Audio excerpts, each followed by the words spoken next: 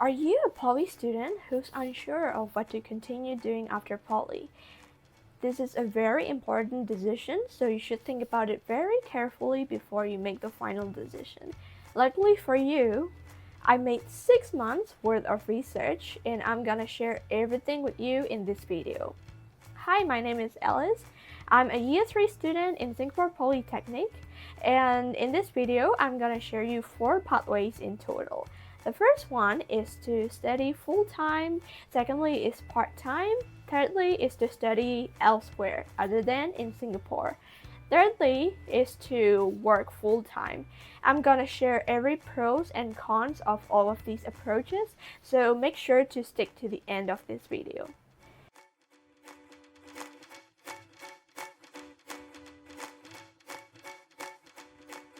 In this section, I'm gonna talk about studying full-time, especially in public universities. When I say public university, it only means NTU and NUS because the rest, they're either private or half public and half private. Now, let's talk about the pros first. The first pro is that they're both very prestigious. NUS is on world ranking 8 and NTU is on world ranking 12. So after getting a bachelor degree from these, you can get a job pretty much easily. And number 2 is that let's say you took loan in poly, then you can stop loan. So sometimes in private universities, you need to start paying loan immediately after finishing poly. But with public universities, you can stop loan for a while, and then you go to that public university, and only after that you can start paying the loan. So that's a good news. And number 3 is that let's say you took rent in poly, and you have to work 3 years back for the Singapore government, and then you took loan again during public university, then so there's 3-year loan plus 3-year loan in uni, but after finishing uni you only need to work back for 3 years in total. And the last one is that you can work part-time when studying in public universities. Now let's talk about the cons. The first one is that it's very competitive to get into these universities. In most cases, you need GPA 3.7 and above. And in cases like computer science, you need about 3.9 GPA. That's a lot.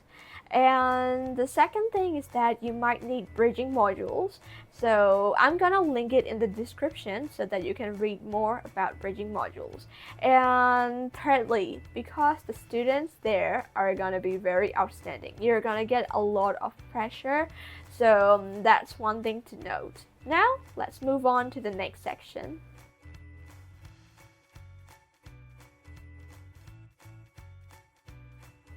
Now, let's talk about the cost of studying in public universities. I'm gonna show you with a financial calculator by NUS. There is also a similar calculator in NTU.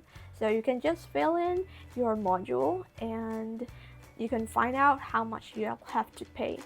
Let's take a look with me. Let's go inside financial aid calculator from NUS. Then we're gonna filter out according to our needs. Which admission year are you gonna attend? Then if you are a foreigner or not. Next, we're gonna choose the country that we were born in, so just choose it.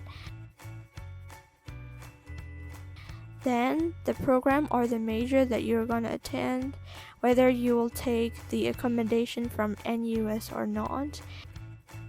After that, you'll be able to see the total estimated annual expense.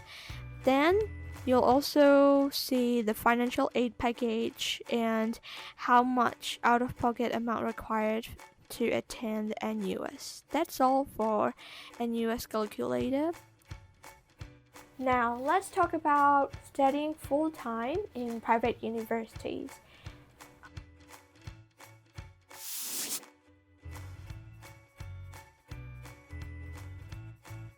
Let's talk about the pros of it first. The first one is that it's easier to get in when compared to NTU and NUS. Secondly, in many private universities that I found, they offer many scholarship plans. That's some good news, and they tend to base it on your GPA. Thirdly, is that there can be some more module exemptions when you go directly to there after poly. Let's talk about the cons now. The main con is that you cannot work part-time when studying in private universities.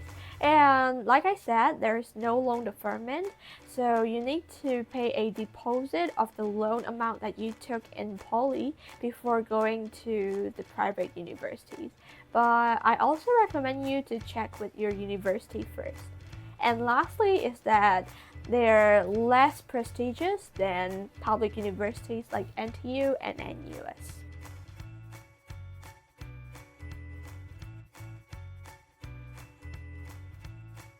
In this section, I'm going to talk about studying part-time in both private and public universities. The cost is mostly similar to studying full-time, but in some cases, it's higher than studying full-time. The duration, it can depend on how many modules you take per year. For example, you can only take like 2 modules per year and finish slowly.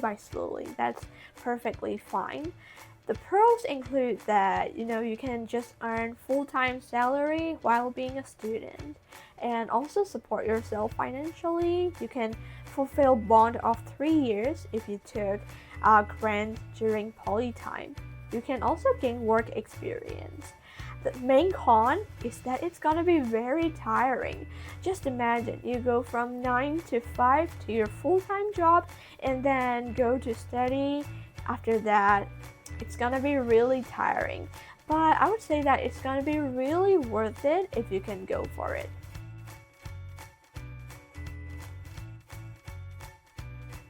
Next, I'm gonna mention about studying in other countries.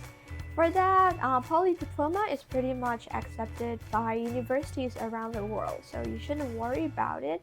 But one thing that I would want to recommend is to try for the local universities like NTU and NUS first before applying for universities in other countries.